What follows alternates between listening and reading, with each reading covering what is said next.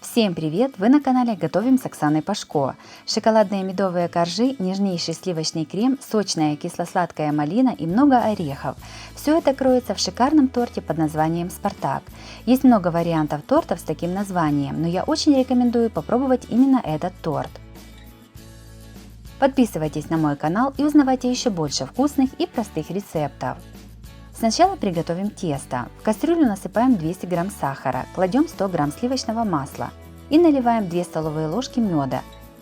Все ставим на плиту.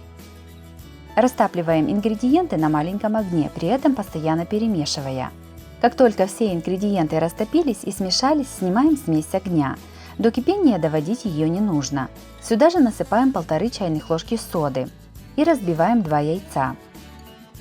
Кастрюлю ставим на водяную баню, дно кастрюли должно касаться воды. Смесь нагреваем на водяной бане примерно 7-8 минут, постоянно перемешивая. Нагретую примерно до 70 градусов смесь снимаем с водяной бани и переливаем в миску.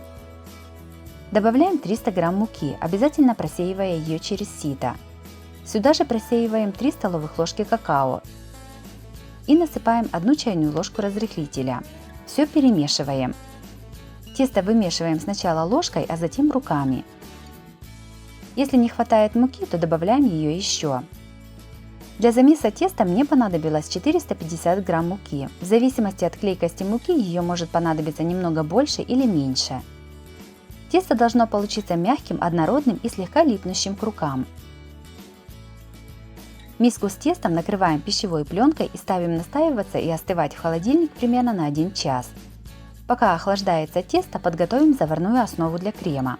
В миску наливаем 500 мл молока. Сюда же добавляем 1 банку сгущенки. Все ставим на огонь. Обязательно перемешиваем. Пока смесь закипает, в оставшиеся 100 мл молока насыпаем 60 грамм кукурузного крахмала и перемешиваем. Как только молочная смесь закипела, вливаем в нее молоко с крахмалом, предварительно их еще раз размешав. Варим, постоянно перемешивая венчиком, чтобы ничего не пригорело ко дну. Когда смесь загустеет и начнет закипать, снимаем ее с огня. Оставляем при комнатной температуре, чтобы полностью остыла. Заварную основу периодически перемешиваем, чтобы не образовалась сверху корочка. Тесто уже остыло, выпекаем коржи. Отрезаем кусок теста и кладем его на пергаментную бумагу, немного присыпанную мукой. Раскатываем тесто в круглый пласт толщиной 3-4 мм. С помощью кулинарного кольца вырезаем круг. Я вырезаю коржи диаметром 21 см. Если нет кольца, круг можно вырезать с помощью крышки от кастрюли или положить в тарелку и обвести ее ножом. Лист пергамента вместе с тестом перекладываем на противень. Все ставим в духовку разогретую до 180 градусов, выпекаем примерно 5-7 минут. Будьте внимательны, не пересушите коржи, так как это отразится на вкусе торта. Пока печется один корж, раскатываем следующий, тогда процесс выпечки будет быстрее. Из этого количества теста у меня получилось 7 коржей для торта и 1 для украшения торта сверху. Готовим крем для торта. В миску кладем 250 грамм сливочного масла комнатной температуры. Взбиваем его 1-2 минуты до побеления. Во взбитое масло кладем по 1 столовой ложке заварную основу. Заварная основа к этому моменту должна быть полностью остывшей до комнатной температуры. После каждого добавления заварной основы немного взбиваем крем. Приготовленный по такому принципу крем получится воздушным и нежным. 150 грамм грецких орехов кладем на сковороду. Немного обжариваем их на среднем огне, периодически перемешивая. Когда орехи остынут, по возможности снимаем с них верхнюю пленочку. Подготовленные орехи измельчаем ножом. Складываем торт. На дно кладем первый корж, вокруг него ставим кольцо. Между кулинарным кольцом и коржом устанавливаем ацетатную пленку. Кольцо сжимаем до размера коржа. На корж выкладываем крем и распределяем его по всей поверхности. Крем посыпаем подготовленными орехами. Сюда же выкладываем ягоды малины.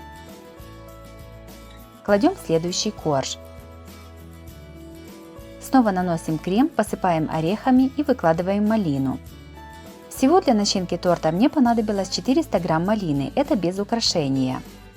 По такому принципу складываем весь торт. Примерно 3 столовые ложки крема оставляем для украшения торта сверху. Еще больше разных рецептов тортов смотрите у меня на канале по ссылке на экране или в описании под видео.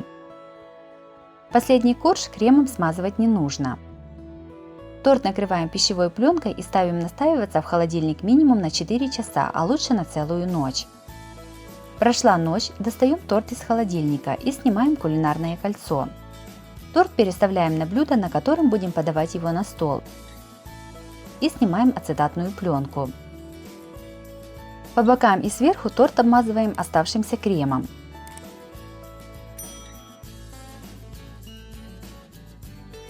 Ломаем один корж и кладем в чашу измельчителя. Измельчаем до мелкой крошки. Также корж можно потереть на терке. Подготовленной крошкой посыпаем торт по бокам и сверху. Лишнюю крошку удобно снести кисточкой.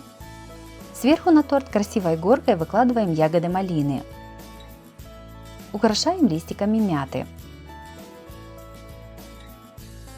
Торт готов, можно подавать на стол. Шоколадно-медовый торт «Спартак» с малиной получился очень вкусным. В нем отлично сочетаются медовые коржи и воздушный в меру сладкий крем, а ягоды малины придают этому торту особенную приятную кислинку. Вместо свежей малины в торт отлично подойдут и замороженные ягоды.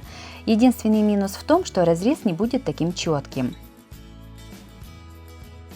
Если вам понравился рецепт такого торта, то обязательно ставьте лайк и пишите комментарии. Подписывайтесь на мой канал, чтобы не пропустить новые видео, они выходят каждый день. С вами была Оксана Пашко. Готовьте вкусно, готовьте с удовольствием.